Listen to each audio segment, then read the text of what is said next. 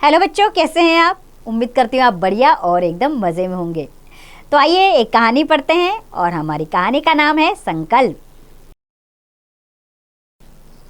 तो बच्चों, हमारी कहानी का नाम है संकल्प। किसने क्या संकल्प लिया, किस लिए लिए, ये इस कहानी के जरिए जानते हैं। तो कहानी हमारी यूँ शुरू होती है। ये कहानी बहुत पुरानी है। यह एक गांव की कहानी है जहाँ कहीं दूर से एक सन्यासी आए और उन्होंने लोगों को कुछ उपदेश देने शुरू किए। उपदेश यानी कि ज्ञान से भरी हुई बातें। कुछ उपदेश देने शुरू किए। वे सन्यासी बड़े ही सरल थे, उनका जीवन भी सादगी से भरा। सादगी यानी कि बहुत सादा जीवन, सादगी से भरा हुआ था। जब वे उपदेश देते तो उनकी वाणी में ऐसे तेज भरी होती कि लोग उनके उपदेश सुनने के लिए उनके पास आकर जमा हो जाते तथा उनकी कई भी बातों को अपने जीवन में उतारते। ऐसे ही एक दिन सन्यासी प्रवचन दे रहे थे। प्रवचन यानी कि बहुत अच्छे वचन। तो सन्यासी जी प्रवचन दे रहे थे। ठीक उसी समय एक आदमी दौड़ते हुए उनके पास आया जो बड़े ही गंदे कपड़े पहने हुआ था। उसकी दाढ़ी भी बढ़ी हुई थी, उसकी आंखें भी लाल लाल हो रही थी। देखने पर ऐसा लगता था मानो वह कोई लुटेरा हो। लुटेरा यानी कि लूटने वाला। वह सन्यासी के पैरों को पकड़कर अपना माथा टिकाकर रोने लगा। सन्यासी बड़े असमंजस में पड़ गए। असमंजस यानी दुविधा में। सन्यासी को समझ में ही नहीं आ रहा था ये हो क्या रहा है। उन्होंने कहा कि रोने से क्या होगा, तुम्हें क्या चाहिए? वह व्यक्ति बोला, महाराज, मैं एक लुटेरा हूं। मैंने बहुत सारे अपराध किए हैं। कई लोगों को मैंने लूटा है, यहां तक कि हत्याएं भी की हैं। लेकिन अब मैं अपनी जिंदगी से थक चुका हूं। अब मैं शांतिपूर्वक अपना जीवन जीना चाहता हूं। शांतिपूर्वक यानी कि शांति के साथ।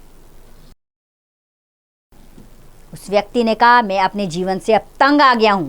मैंने लोगों को लूटा है, मारा है, लेकिन अब मैं इस जीवन को नहीं जीना चाहता।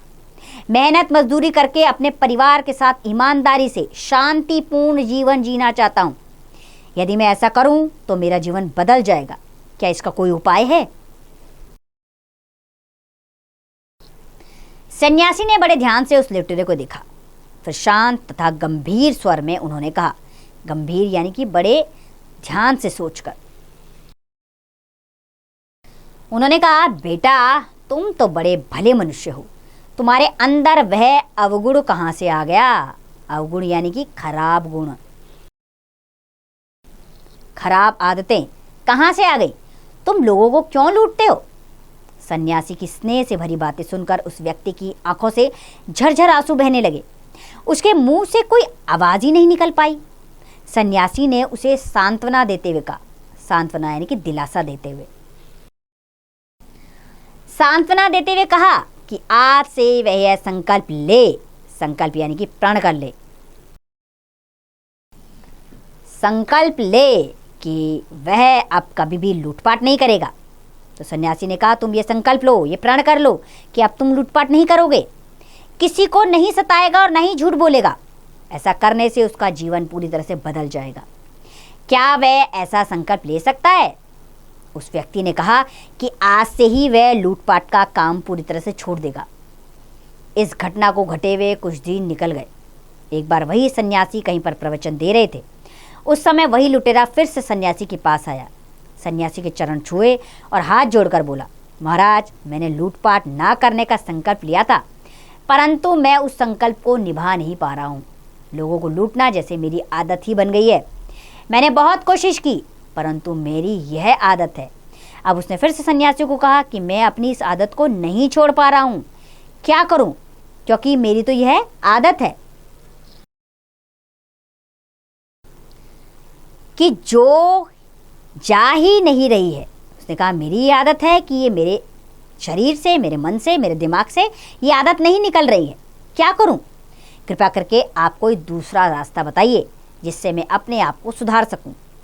सन्यासी थोड़ी देर तक कुछ सोचते रहे, फिर कहा, ठीक है, मैं तुम्हें दूसरा रास्ता बताता हूं, लेकिन इस बार तुम्हें मेरे वचनों का पालन करना होगा। वचनों यानी कि मेरी कही हुई बातों का। सन्यासी ने कहा, मेरी बातों का तुम पालन जरूर करोगे, ये विश्वास दो मुझे। यह तुम्हारे लिए कोई कठिन काम नहीं है। महात्मा जी, मैं आपको विश्वास दिलाता हूं कि इस बार मैं आपकी आज्ञा का उल्लंघन नहीं करूंगा, उस लुटेरे ने कहा।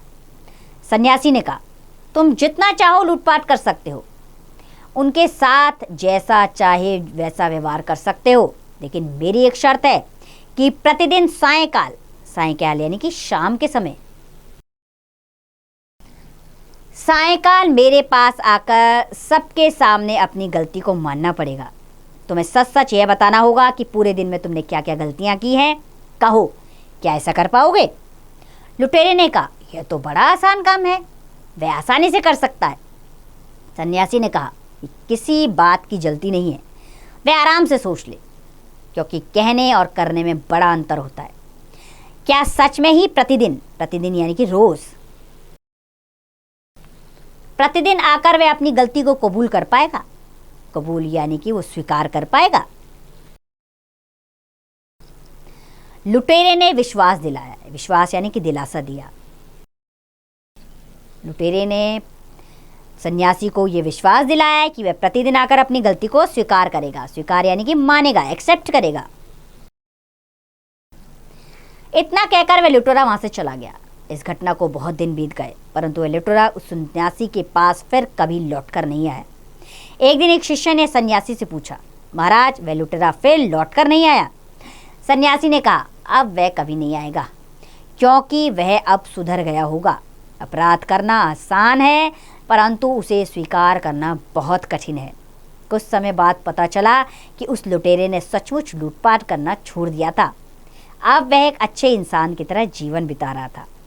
हम जो भी संकल्प लें उसका पालन दृढ़ता के साथ करें, तभी हमें जीवन में सुख प्राप्त हो सकता है।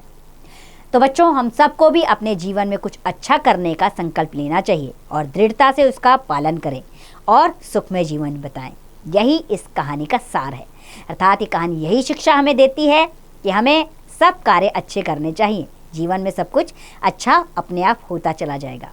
अब इस कहानी से मिलने वाली सीख को आप भी ज़रूर अपने जीवन में अपनाइएगा और इसका अभ्यास कार्य स्वयं कीजिए।